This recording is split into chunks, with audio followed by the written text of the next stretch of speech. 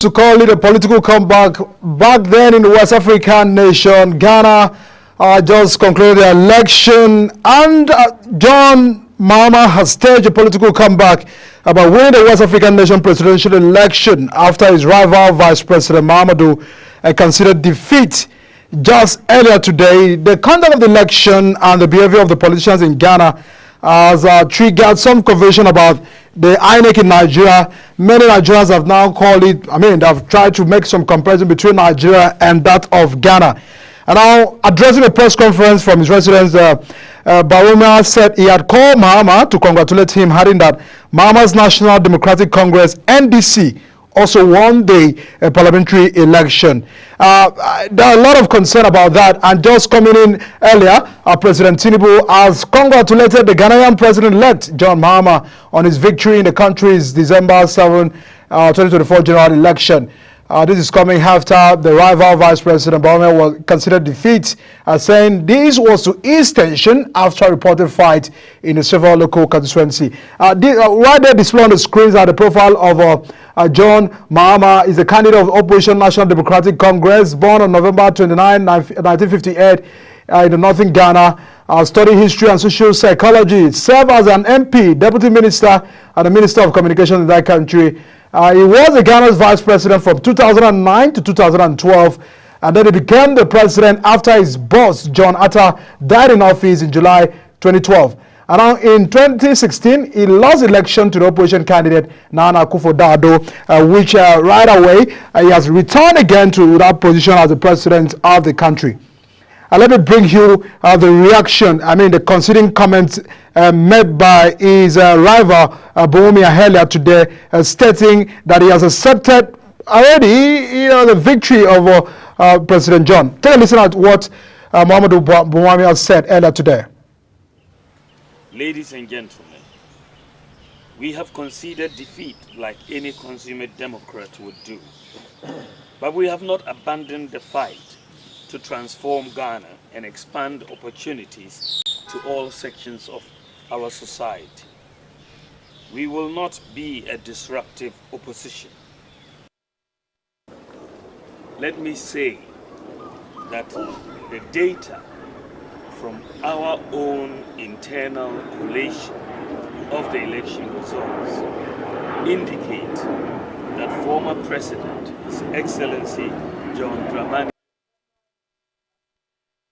Well, that is the Vice President reacting, Mahamudu Bawumia, who was the candidate of the ruling political party in Ghana, conceding defeat to John, the former president of Ghana. A lot of concern, comparison, and INEC are just speaking, which tonight we will try as much as possible to extract that concern. What is this election? What does it really mean for Africa?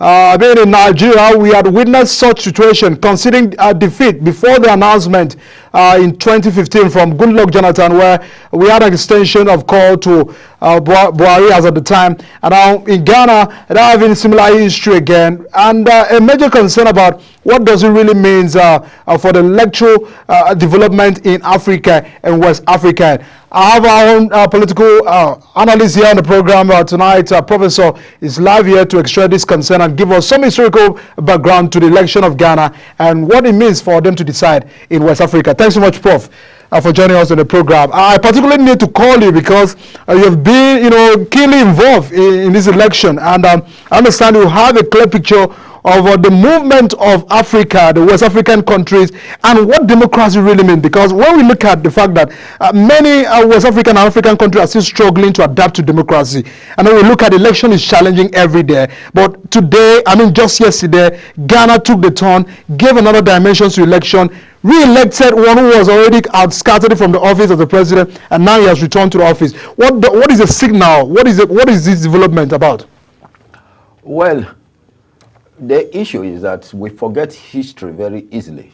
Knowing that Nigeria fought for the independence of Ghana in a template of test to see if Nigeria will become an independent nation later.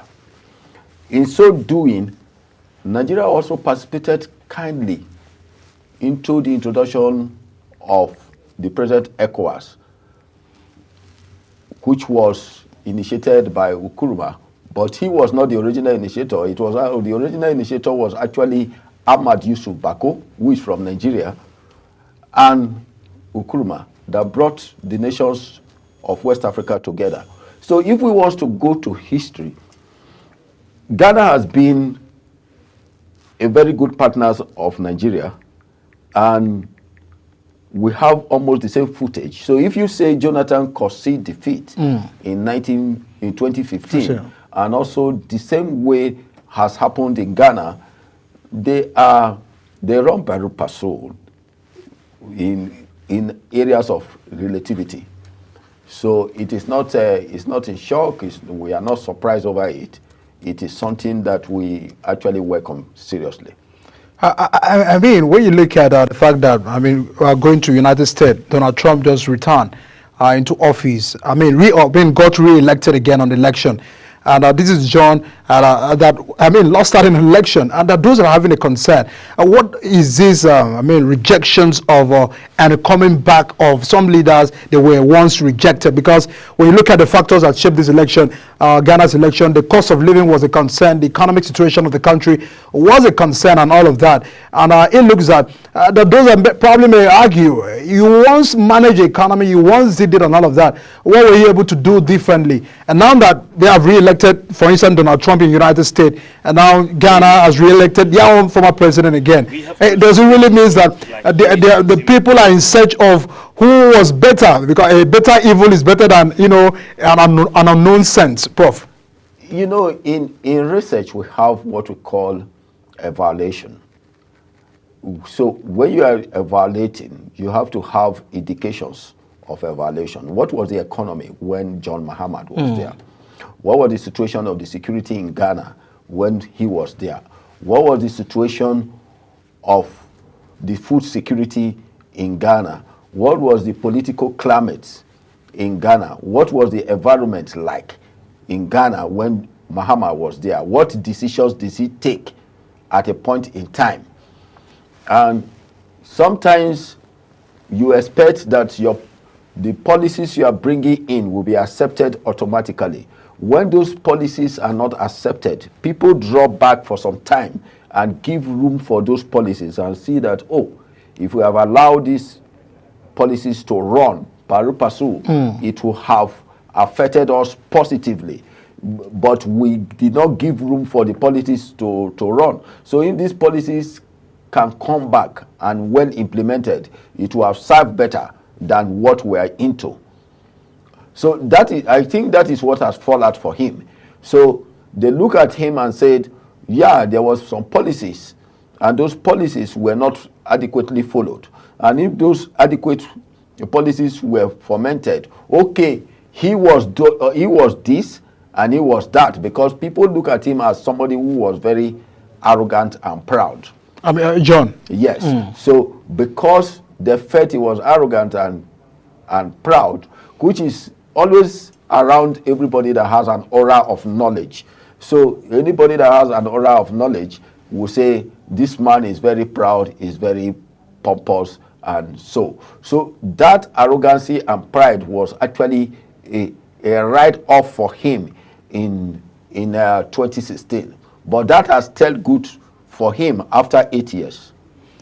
All right, Prof. I mean, when you look at how he lost the other election, they were concerned about, he came under criticism about the issue of how he managed the country's power shortages, which ultimately had affected economy. There was a name that people of Ghana had nicknamed the president at that time, Domso. According to Ghana, it means off and on. If Ghana are talking about power, issues of power in their election, the fact that this government is not able to give sustainable power, it means that it looks that Ghana is fast developing than Nigeria, because in our elections we are still having to struggle with issues of vote buying and elections. People are not basing their campaign on really issues. We are really concerned about religion. Issue concern. What really is particular to Nigeria in terms of campaign season is not really what has given birth to what Ghana were agitating for. They were agitating for that there's a need for sustainability of power. There's a need for whole economy to boost economy and those concerns.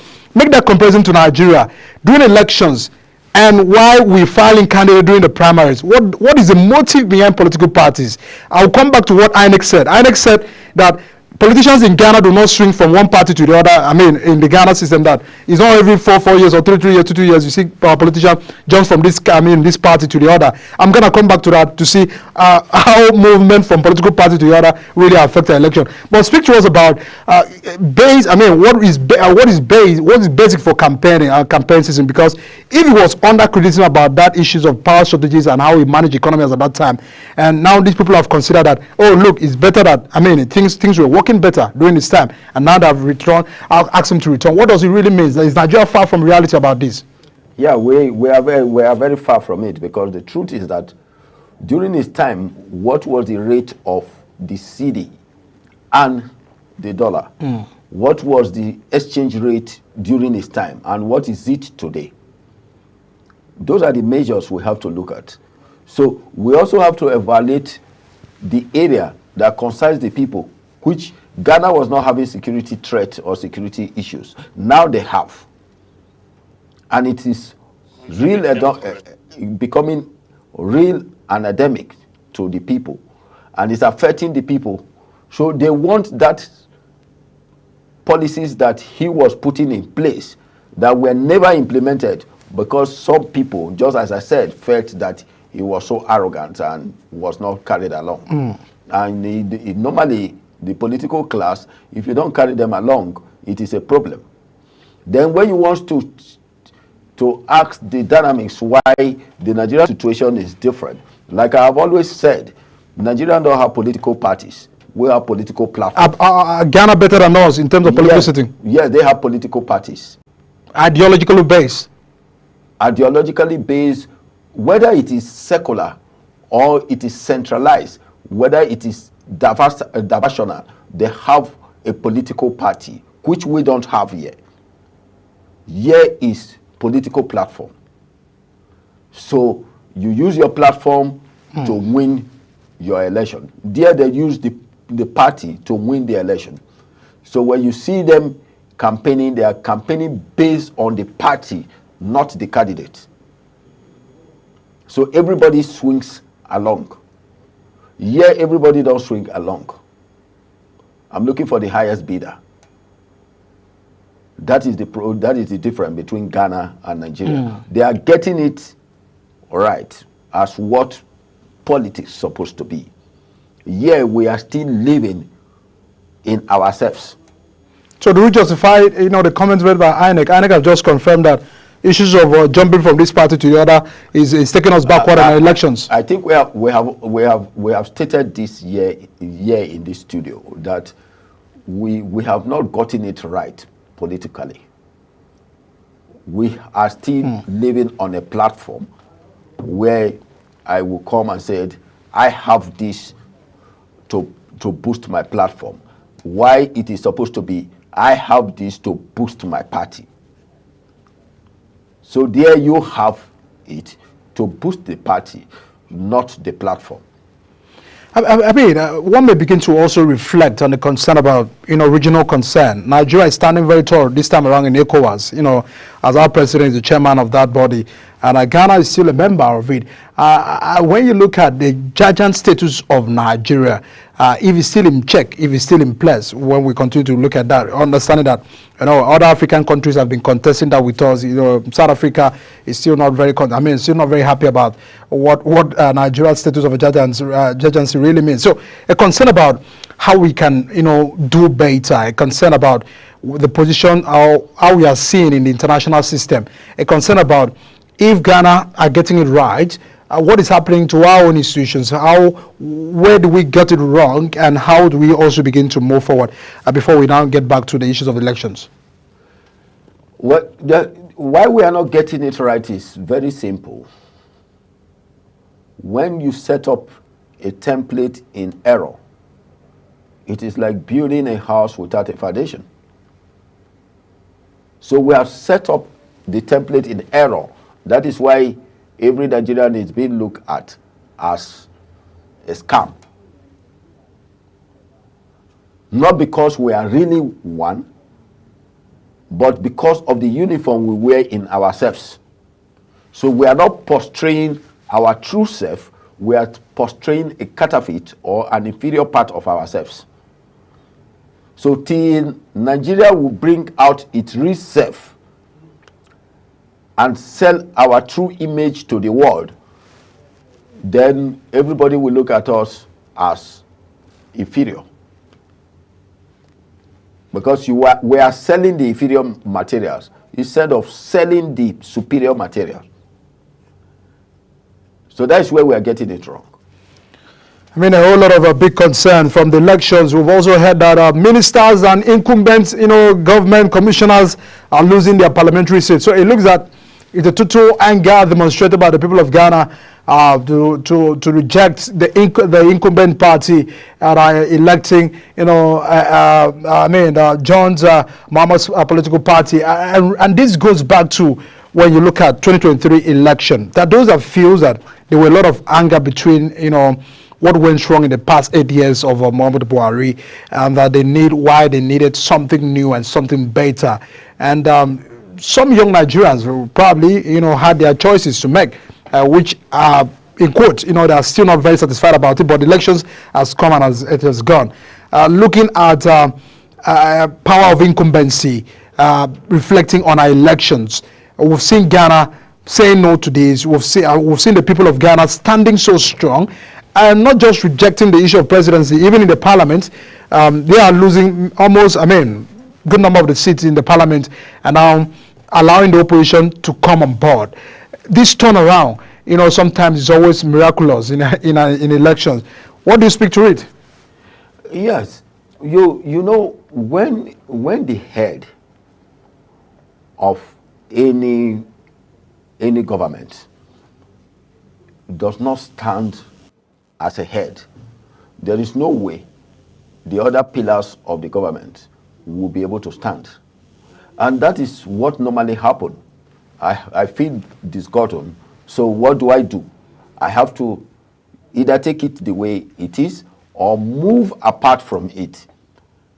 So what you are saying now is people moving apart from it instead of looking at it and say we should exercise with failure. And you should also know that failure is an orphan, and success has so many branches. So it is a success story everywhere. People who were discrediting Donald Trump yesterday are now friends of Donald Trump. And so it happens everywhere. Failure is an orphan. So does it clearly look that somehow there was no really projection if John may win this election? There were those fears and concerns because of his antecedents. He lost, 2020, and tracking back that towards the elections, he was rejected almost 2 times.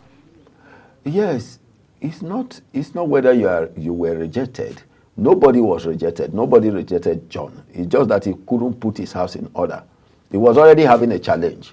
Internal crisis. Yeah, the challenge is something to do with his image. We feel this man is arrogant. Anybody who sees you today and discuss with you as Michael will say, Michael could be arrogant because he's watching you from afar. But when the person gets closer to you, you will find out that you are as meek as any human. So also everybody. So people who speaks about you from afar normally have some potholes to point to. But the moment they come closer, they will see the difference in you. They will see the dynamics in you. They see the reality in you. They see the true picture of your person. And they will stand to say, yes, we can go on with this person.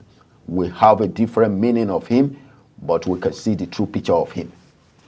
What in Africa would you really say we should be looking up for in leadership? Because, well, Africa generally is trying to get it right. So, for instance, if Ghana are getting it right, they are not still better because when you look at violence, there was few cases of, some violence. So it wasn't that the election was completely and totally free. So it means that they are still a work in progress, but there's a fast, level of development. And now you look at Nigeria, I will tell you, we did our best. We are making progress and all of those concerns. So it looks that, general elections in Africa is is still on the treasure of development. But looking at having leaders that really means well for Africa, we've seen that a lot of times we used to say how Africa underdeveloped. I mean, Africa, or people used to make comparison that Europe underdeveloped Africa and those concerned. Commitment to getting and addressing the problem of Africa generally is still a major concern. Poverty is still on the high side. Economic crisis is still on the high side. If we look at the statistics of people that are migrating of this country, many African countries, it's still very alarming. It still looks back to the point that we are still being feeded. We've gotten independence for so many years. Some have gotten independent for 50 years, 40 years, and 60 years. What is happening to about Africa standing strong? What is the problem? Would you trace it back to mismanagement? Would you trace it back to political instability? What's the concern, Prof? The concern is very easy. Most of these people who advocate to become leaders of their nation don't even know the nations they govern. You can't obtain an executive position when you don't know what your tasks are, your obligations are, your advances are. You don't know the pain of your people. You don't know what is the statistics of your people. You don't know the level of their enlightenment. Let me not use education, but let me use enlightenment. You don't enlighten them. They don't have feedback mechanisms, and you want to drive those people. It's not being done. You must identify with your people. You must know them. You must interact with them. You must exercise with them. You must reorient them. You must reorient them. These are not done in Africa. People just, if you asked all the people fundamentally, let me use Nigeria for example, who are clamoring to become presidents and leaders of this nation, you ask them, why did you want to become a president? They have no answer than to tell you that I want to make it written, documented that I was one of the presidents of Nigeria. And is that what the people want? That you are once the president of Nigeria means what to me? It means nothing. So we are in poverty because we have been unable to identify the true source of our wealth.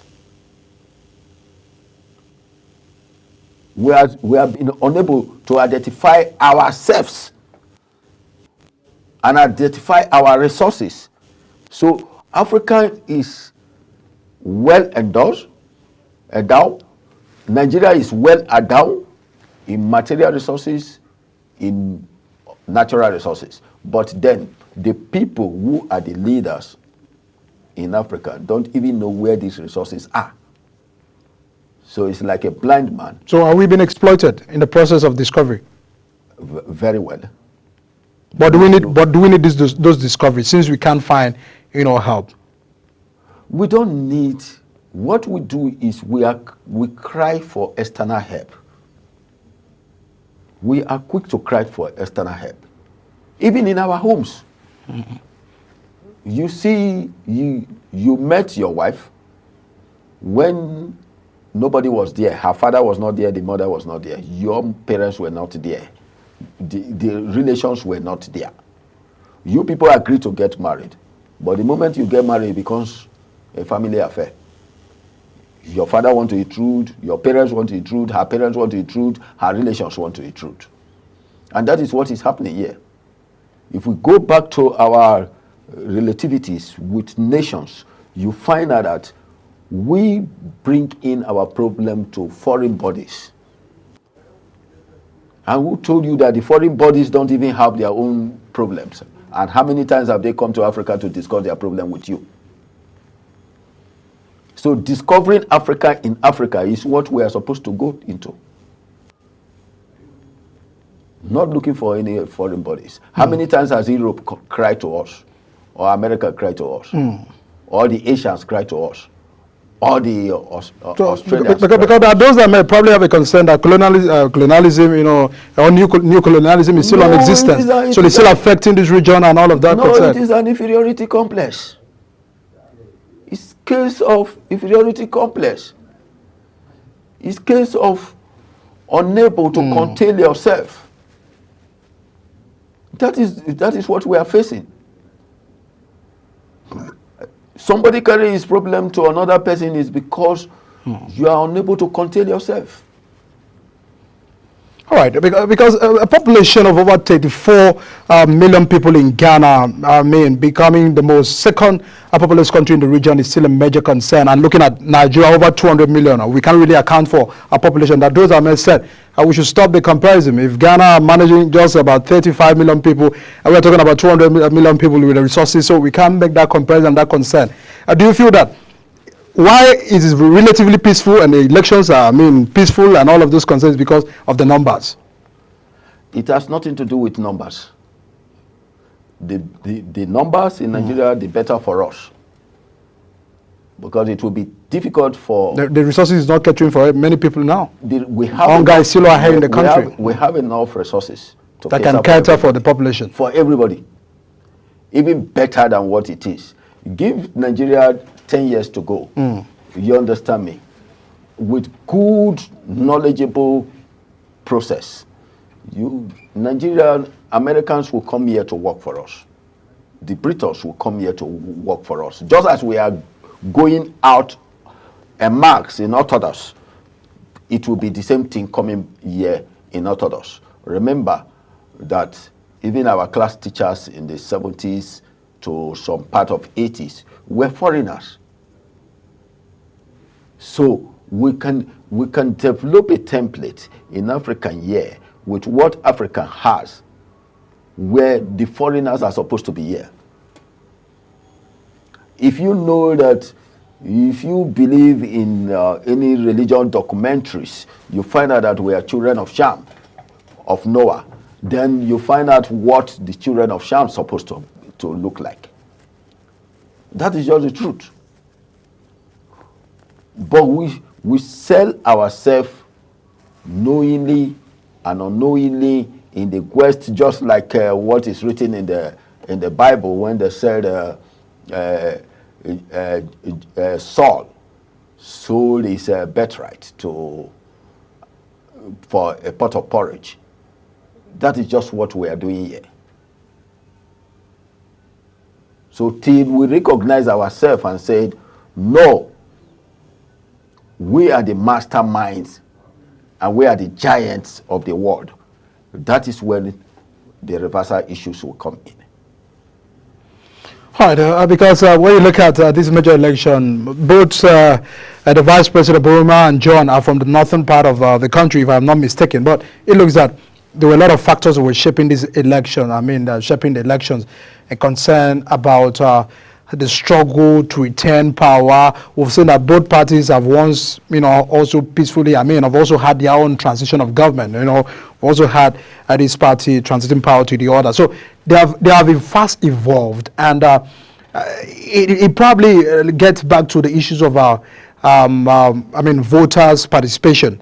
And when you look at for the fact that this election, we've not really seen cases of vote buying, even when the economy is bad in Ghana.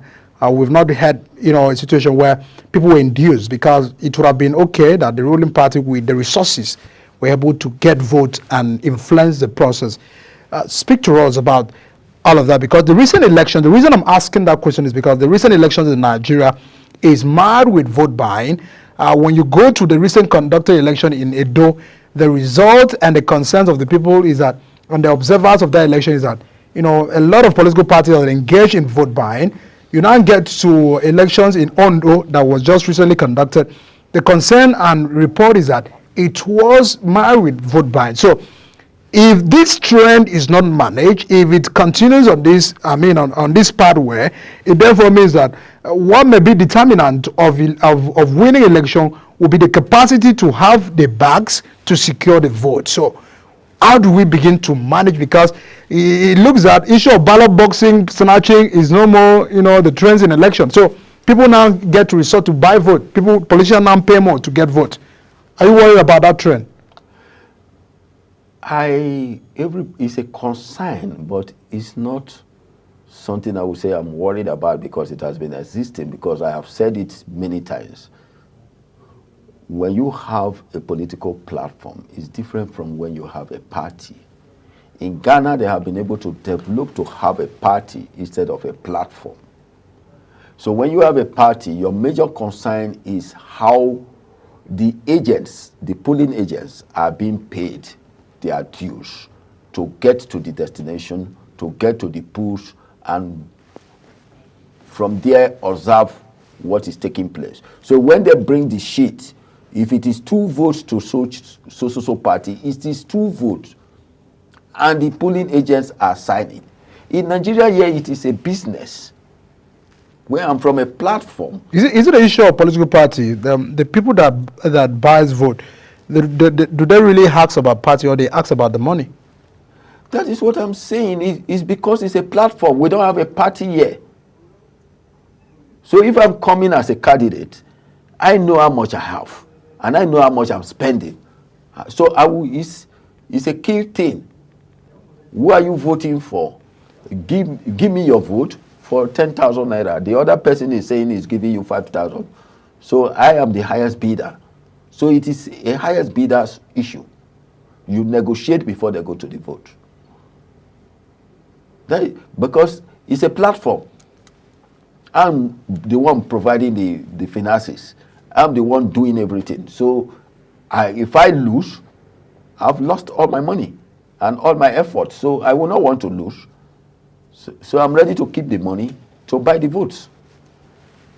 Well, the candidate, Mahamudu Bawumia, is under a very lot of critics of this government. There are those that have blamed him for the country financial, situation. I mean, because looking at the fact that he has a track record as a former central bank deputy representative of the ruling NNPP, and it was picked when he wasn't even popular and to contest election against the former President John. This goes back to choices, made. Yes, you've clarified issues, the fact that we do not have political parties in Nigeria, but what gives birth to political parties is the people. If the quality of the people are right, if the people that are involved, if the people that are concerned, if the people that are participating in this process are good, this means that they may have to end up with good candidates. Is that the case in Nigeria? Because sometimes it looks that the good people allows the political system or the political agitations, the parties, for the bad people. I mean, in quotes, where it looks that people want to stay away, from all of that. So, but if we do not have good people participating, in quotes, if we don't have people that are right, if we don't have the material, the resources and personnel to be involved, how do we get it right? In United States, Donald Trump, as a businessman, also came into politics and passionately getting involved to fix the economy of the United States. So all of that means that people have to help the situation, people have to contribute. Then this would take me to another dimension. Let me use Nigeria for example. You see Damagu and Ganduje. Let me use these two, because those are the two people managing the two biggest so-called political platform we have in Nigeria. Ganduje, you can only see him come out when there is election and there is a need for one campaign or so. The same thing, Damagu. But Asiodu of NDC in Ghana move around every locals to the regions, trying to win more candidates for the party. That is not what is being done here. You see the Nigerian chairman sitting down in Abuja, going to office every day as if they have a portfolio in the office. And you want such people to come out and vote for your party. How? When the state chairman sits down in the state capital, as if they are being chairman of the parties in the states, it's a feast. It's a feast access. So what do you expect from such states? So the people are not carried along till when they needed them. And it's different from what happens in Ghana and other places, where the people are being carried along, the party is being rejuvenated, the party is being creative, the parties bring more ideas to the table and run the governance that way. Yeah, the party has no participation. It is the candidate that has participation. We saw that, there are a lot of blames on John over issues of, Bawumia had claimed and blamed the external forces like COVID-19 for the economic problem they had faced in Ghana. When you look at the outbreak of COVID-19 and the management, in many countries have also, even in the United States, there were those that were blaming, Donald Trump had blamed, COVID, to be the factors behind some of the economic situations at the time. Let's look at, people pushing blame due to insurgencies or what I said, outbreaks, on unforeseen circumstances that sometimes occur in governance. And now it lets people sometimes to re-elect, to elect someone else, sometimes look at the job and leaving the other person not to really complete, what he really has. So sometimes the continuation, of governance, both in Africa, is not really a thing. Do you feel that this back and forth, the political pressure, economic pressure, sometimes does not allows us to get it right in elections? You can blame your failure on anything that happens, an occurrence that take place. Do we really look at Africans? That is why I said we feel inferior when we are not supposed to be inferior. We are supposed to be superior because we are being led by a mindset. Will somebody just come to me and said, there is COVID, and I respect COVID, when I don't know where COVID is coming from? So many things has happened that we take from the West and buy it and key into it when it's not even supposed to affect us.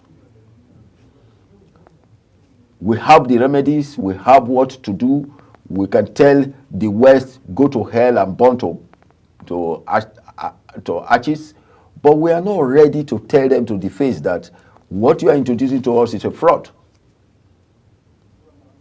The West has scammed us and continue to scam us, bringing one thing or the other, from Millennium Town Bomb to HIV/AIDS, to Ebola, to SARS, to COVID. How many of them? Now climate change. And we are wasting billions on all these pandemics and epidemics. And nobody is questioning. Nobody dare question the West.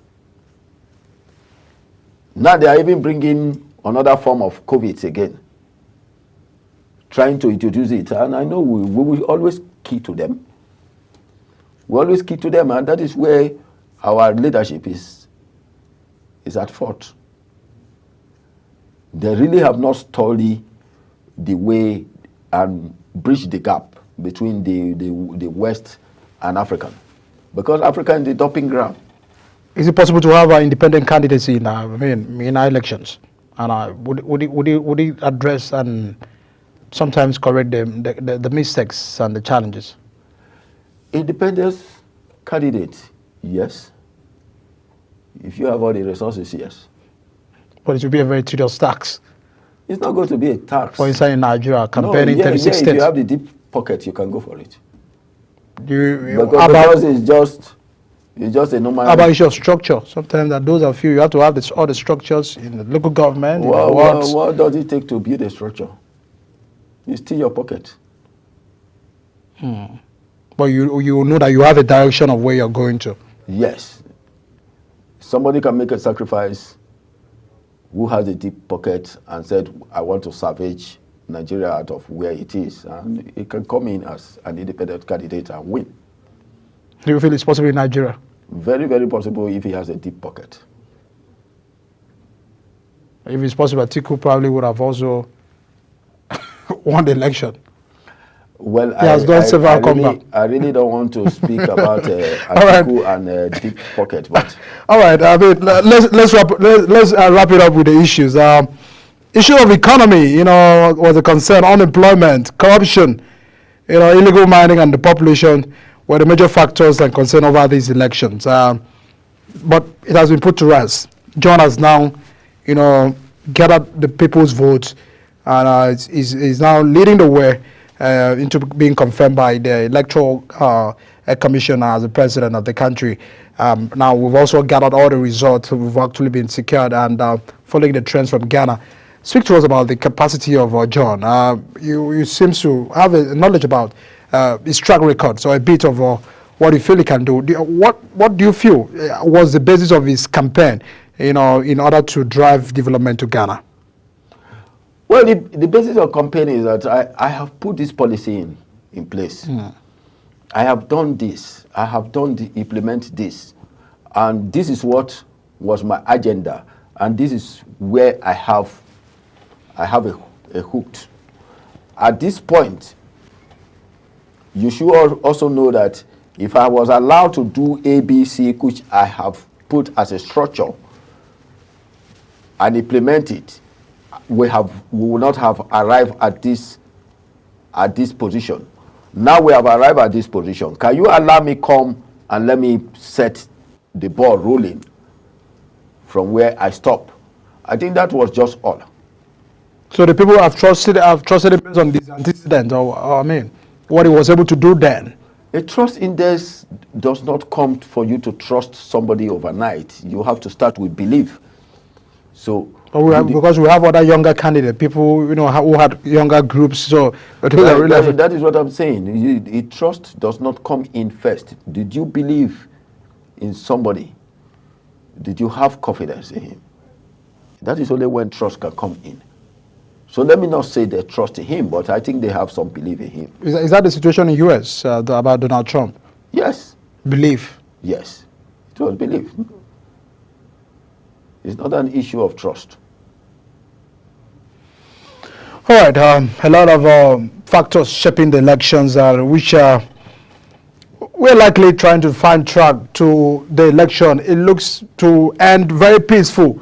And Mahamudu Bawumia, the vice president and the presidential candidate of his party, said, I'm considering defeat because I want the tension to be calm. I want peace. This gets us back to the words of former President Goodluck, that no blood of a Nigerian, really what's his ambition, a concern about how relatively peaceful is the elections in Ghana, what has been their own achievement in this election, about the interactions and conversation about Nigeria's election. How do we begin to pay attention to how we can get things right and fix our own election? Because it looks that if we do not also pay attention to addressing our own challenges, we might not have help anywhere. Prof, what is your last words as we wrap up the show about all of this?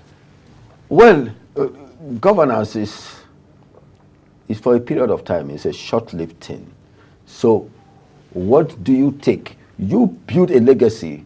Try to leave your name on the marbles. Leave your name as a dowry. Leave your name as a placement. Leave your name for the integrity and upholdment of your children and children yet unborn, so that history will never forget you. But you shouldn't leave your name in cowardice where you are not remembered any day throughout your time. Well, thank you so much, Professor Ibrahim Ado, our very own senior political analyst on the show, and of course, you're on Global Television. Thanks so much for explaining some of this development. We'll still keep track to what is happening in Ghana. Our President Akuko, had borrowed over $3 billion from IMF, International Monetary Fund. He had promised the people of Ghana that he's not going to borrow. So he has also come under a strong criticism about the concern about borrowing in the country, the situation of management of the economy, and all of that. But the two major political parties, the NPP and the NDC, were really based on one ruling party, said private sector driven, leading the growth of the economy. And NDC wanted to implement more government-led interventionist policies, such as the last large public infrastructure project in agriculture and manufacturing. But it looks that John, the former president of Ghana, has been re-elected again to complete the job. What, therefore, it means is that the eyes are watching and the people of Ghana, who will always have his say at the end of 4 years. That's where we wrap it up tonight on the concern about Ghana decides. Tomorrow we'll continue our regular concern about Nigeria's development, our socio-economic progress, the tax reform controversy, President Tinubu's agenda in driving development into the country, what the state government are doing, and at the course of the week we'll also extract the non-implementation of minimum wage. What are the state governors doing? Where are the resources to implement all of that? What happens to our workers? What happens to the economy? For the past 1 year of this government, the concern and the searchlight has been on the economy. On the week, throughout the week, on Big Talk, we'll be having all of those analysts and experts to extract some of these development to finding the lasting solution to all of the concern. My name is Edikan Michael, and a pleasure to have you tonight. Join us on Big Talk. See you again.